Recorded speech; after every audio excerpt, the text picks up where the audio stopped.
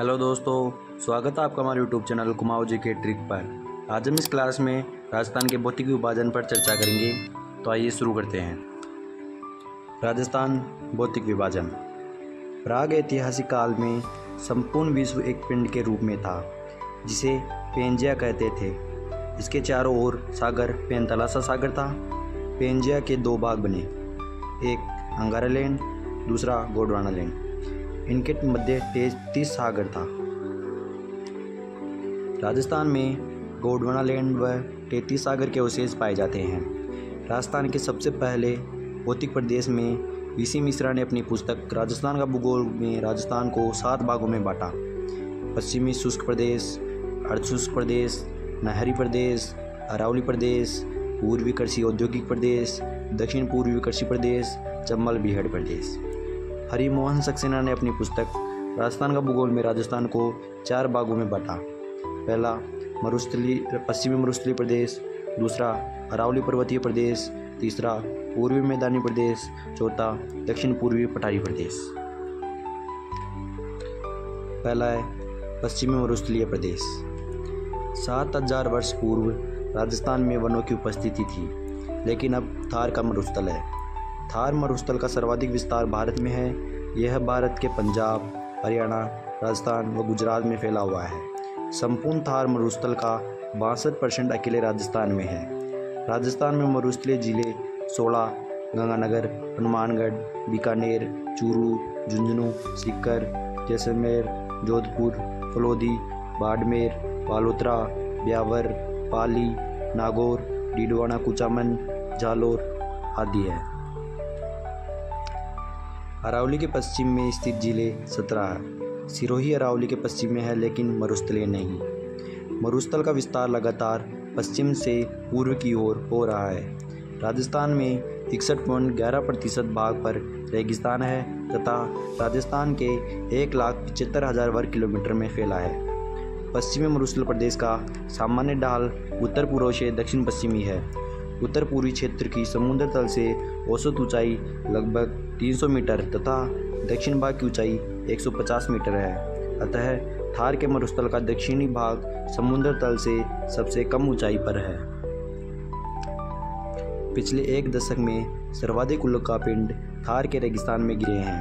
थार का मरुस्थल विश्व का सबसे घना, सर्वाधिक आबादी व सर्वाधिक जैव विविधता वाला मरुस्थल है।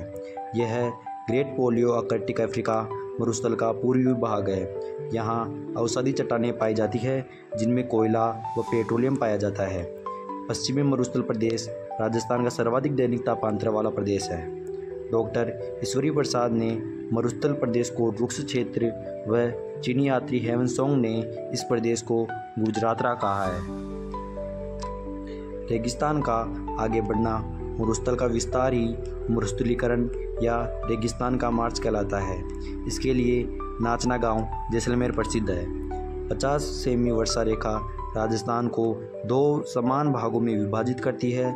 यह वर्षा रेखा मरुस्थल प्रदेश की पूर्वी सीमा तथा अरावली की पश्चिमी सीमा का निर्धारण करती है। पश्चिमी मरुस्थल प्रदेश को 2 भागों में बांटा गया है। पहला शुष्क मरुस्थलीय प्रदेश, दूसरा अर्धशुष्क मरुस्थलीय प्रदेश। पहला है शुष्क मरुस्थलीय प्रदेश। जिले हैं बीकानेर, जैसलमेर, फलोदी, बाड़मेर व बालोतरा। वर्षा 0 से 25 सेमी तक होती है। सम जैसलमेर वनस्पति रहित व न्यूनतम वर्षा वाला स्थान है। लाठी सीरीज। जैसलमेर में पोखरण से मोहनगढ़ तक 80 किलोमीटर लंबी पृथ्वी के अंदर बहती मीठे पानी की जलधारा को लाठी सीरीज कहते हैं। 2007 में काजरी के वैज्ञानिकों ने इसे खोजा। वह इसे भूगर्भिक जलपट्टी या लाठी सीरीज कहते हैं। इसमें सेवन, दामन, करड़, स्वादिष्ट घास मिलती है। चंदन नलकूप। लाठी सीरीज के पास जैसलमेर में मीठे पानी का नलकूप है जिसे चंदन नलकूप कहते हैं। इसे थार का गड्ढा कहते हैं। जुरासिक युग की चट्टानें जैसलमेर, बाड़मेर में मिली। आकल वुड फॉसिल पार्क इसका उदाहरण है। आकल national would fossil park Jaisalmer में 18 करोड़ वर्ष पूर्व के काष्ठ जीवाश्म मौजूद है। इसमें अगला है बाप बोल्डर। बाफलोदी में परमियन कार्बोनिफेरस काल के हिमानीकृत गोलाश्म के अवशेष मिले हैं। बालू का स्तूप मुक्त या रहित क्षेत्र फलोदी पोखरण जैसलमेर व बालोतरा के मध्य फैला है। चट्टानी मरुस्थल का भाग है जिसे हमादा कहते हैं। पश्चिमी मरुस्थल का 41.50% भाग है ये। बालू का स्तूप युक्त क्षेत्र पश्चिमी मरुस्थल का 58.50% भाग है व सर्वाधिक बालू का स्तूप जैसलमेर में पाए जाते हैं। अर्धशुष्क मरुस्थलीय प्रदेश या राजस्थान बांगर जिले हैं गंगानगर, हनुमानगढ़, चूरू, झुंझुनू, सीकर, डीडवाना, कुचामन, नागौर, जोधपुर, पाली व जालोर। वर्षा 25 से 50 सेमी। घग्गर का मैदान गंगानगर व हनुमानगढ़ में फैला है। घग्गर नदी द्वारा लाई गई उपजाऊ मिट्टी से बना है। घग्गर के पाट को हनुमानगढ़ में नाली कहते हैं। शेखावटी क्षेत्र में चूरू, सीकर व झुंझुनू में फैला है। इस क्षेत्र में जमीन के नीचे चूने की परत पाई जाती है। वर्षा का जल चूने की परत में बहता है, इसलिए इसे आंतरिक जल प्रवाह क्षेत्र कहते हैं। चूने की परत के कारण ही यहाँ अधिक गर्मी व अधिक सर्दी पड़ती है। यहाँ प्राचीन काल में नदियों द्वारा लाई गई मिट्टी को अब अनुपजाऊ हो गई है। अनुपजाऊ मिट्टी का मैदान बांगर कहलाता है, इसलिए शेखावटी क्षेत्र को बांगर प्रदेश कहते हैं। शेखावटी में घास के मैदान या पशु चारागाहों को बीड़ कहते हैं। शेखावटी क्षेत्र की प्रमुख नदी कांतली नदी है।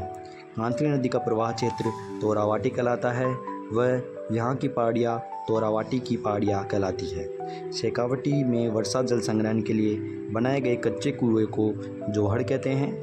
नागौरी उच्चभूमि शेखावटी प्रदेश व लूनी बेसिन के मध्य नागौर, डीडवाना, कुचामन की भूमि जो ऊंची उठी हुई है उसे नागौरी उच्च भूमि कहते हैं। इसकी औसत ऊंचाई 300 से 500 है मीटर। नागौर व अजमेर के जल में फ्लोराइड होने के कारण फ्लोरोसिस रोग हो जाता है, जिससे दांत पीले होना, पीठ झुक जाना, व्यक्तियों को कुबड़ निकलने की समस्या होती है। इसलिए इसे कुबड़ पट्टी, बांका पट्टी या हांच बेल्ट कहा जाता है। जायल से पुष्कर तक का क्षेत्र इससे सर्वाधिक प्रभावित है। गोडवाड़ प्रदेश या लूनी बेसिन पाली, बिलाड़ा, जोधपुर, जालोर जिले में विस्तृत है। लूनी व उसकी सहायक नदियों द्वारा निर्मित मैदान है। इसे लूनी बेसिन या लूनी जवाई बेसिन कहते हैं।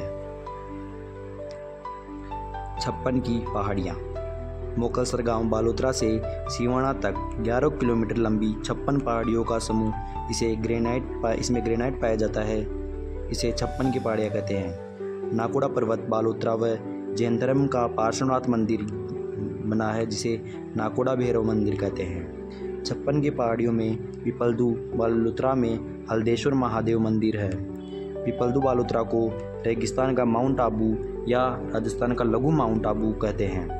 सेंदड़ा ब्यावर में सर्पाकार चट्टानें मौजूद है। मालानी आग्नेय शैल समूह मुख्यतः सिवाना, बालोतरा व जालोर में ग्रेनाइट तथा ज्वालामुखी रायोल्टाइज चट्टानों का निर्माण करते हैं। ये पहाड़ियाँ गुंबदाकार या इंसलबर्ग के रूप में पाई जाती है। इन शैलों के आधार पर जालोर, सांचौर में ग्रेनाइट उद्योग खूब पनपा है। आबू पर्वत भी मुख्यतः ग्रेनाइट से बना है। बालू का स्तूप रेत के टीले जिन्हें दोहरे भी कहते हैं। बालू का स्तूप मुख्य रूप से मरुस्थल में मिट्टी के अपर्दन या निक्षेपण से बनते हैं। गतिशील दौरों को जैसलमेर में दरियन कहते हैं। बालू का स्तूप के प्रकार पहला है पवन की गति के अनुसार अनुदैर्ध्य दरिये या पवनानुवर्ती बालू का स्तूप पवनों के समानांतर या अनुदिश बनते हैं। इन्हें रेखीय बालू का स्तूप भी कहते हैं। ये बालू का स्तूप दृश्यदती नदी घाटी में मिलते हैं। सर्वाधिक जैसलमेर व बाड़मेर में मिलते हैं। अनुप्रस्थ बालू का स्तूप पवनों की दिशा के समकोण या लंबवत बनने वाला बालू का स्तूप को अनुप्रस्थ बालू का स्तूप कहते हैं। पुगल बीकानेर के चारों ओर सूरतगढ़, गंगानगर, चूरू, झुंझुनू जिलों में ऐसे अनुप्रस्थ बालू का स्तूप मिलते हैं। अवरोध बालू का स्तूप ये किसी अवरोध, झाड़ी, पेड़, पहाड़ी के कारण बनते हैं। इस तरह के स्तूप पुष्कर व नागौर पहाड़ में मिलते हैं। बरखान या अर्धचंद्राकार बालू का स्तूप सर्वाधिक गतिशील है, इसलिए मरुस्थलीकरण के लिए सर्वाधिक उत्तरदायी बालू का स्तूप है। इनका पवनानुमुखी ढाल मंद व पवन विमुखी ढाल तीव्र होता है। बालेरी, चूरू, सीकर, लूणकरणसर, बीकानेर, होशिया, जोधपुर, डीडवाना, कुचामन में ऐसे बालू का स्तूप पाए जाते हैं। अब दूसरा, आकृति के आधार पर सीफ अनुदैर्ध्य बालू का स्तूप है। पवन की दिशा के समानांतर विकसित होते हैं। पैराबोलिक या परवलयाकार हवा के रूप के विपरीत या अंग्रेजी के यू आकार में विकसित होते हैं। राजस्थान में सर्वाधिक पैराबोलिक बालू का स्तूप मिलते हैं। तारा बालू का स्तूप हवा अपनी दिशा बार बार बदलती है, जिसके कारण तारे के आकार के बालू का स्तूप बनते हैं। उन्हें तारा बालू का स्तूप कहते हैं। ये मोहनगढ़, पोखरण, जैसलमेर व सूरतगढ़ में इस तरह के बालू का स्तूप पाए जाते हैं। महत्वपूर्ण शब्दावली। ईर्ग रेतीला मरुस्थल जहाँ बालू ही बालू हो उसे ईर्ग कहते हैं। इसे महान मरुस्थल भी कहते हैं। राजस्थान में सर्वाधिक जैसलमेर में है। हमादा पथरीली मरुस्थल जहाँ छोटी पहाड़ियाँ चट्टानें हो उसे हमादा कहते हैं। पोखरण, फलोदी व बालोतरा के मध्य बालू का स्तूप मुक्त प्रदेश है। रेग मिश्रित मरुस्थल को रेग कहते हैं। इसमें बालू, रेत व कंकड़ मिश्रित रूप में पाई जाती है। पलाया खारे पानी की बड़ी झीलें जिन्हें पलाया कहते हैं। थार के मरुस्थल में पानी भरने से भूमि की लवणता के कारण इनका जल खारा हो जाता है। रन या टाट बालू का स्तूपों के मध्य वर्षा का जल लवणीय दलदल बन जाता है, जिसे रन या टाट कहते हैं। ये सर्वाधिक जैसलमेर में पाए जाते हैं। तली या पोकर रेगिस्तान के गड्ढों में वर्षा का मीठा पानी इकट्ठा हो जाता है, जिसे तली या पोकर कहते हैं। मरहो तली या पोकर का जल सूखने के बाद उपजाऊ मिट्टी मरहो कहलाती है। इसमें की जाने वाली कृषि खडीन कहलाती है। खडीन कृषि पालीवाल ब्राह्मणों द्वारा जैसलमेर में शुरू करी गई थी। बालसन पर्वतों, चट्टानों के मध्य जल इकट्ठा होने से बनी झीलें बालसन कहलाती है। रोही मैदान मरुस्थल में उपजाऊ भूमि को रोही मैदान कहते हैं। बबूलिया राजस्थान में वायु के भंवर या चक्रवात को बबूलिया कहते हैं। थली बीकानेर, गंगानगर, चूरू का ऊंचा भाग जो लूनी नदी के उत्तर में है उसे थली क्षेत्र कहते हैं। तली मरुस्थल के दक्षिणी पश्चिम में स्थित नीचे भाग को तली कहते हैं। पीवणा राष्ट्रीय मरु उद्यान जैसलमेर में पाए जाने वाला जहरीला सांप, इसे पीवणा कहते हैं। ये डंक न मारकर सोए हुए व्यक्ति के श्वास के साथ जहर देकर मारता है। यह एक जहरीला सांप है। डांड बालू का स्तूप में वायु की रगड़ से बने गर्त को डांड कहते हैं। आज की क्लास यहीं समाप्त होती है। आगे की चर्चा हम अगली क्लास में करेंगे। तो आपने अभी तक हमारे YouTube चैनल को सब्सक्राइब नहीं किया है तो सब्सक्राइब करें, वीडियो को लाइक करें और कमेंट करके बताना क्लास कैसी लगी। धन्यवाद।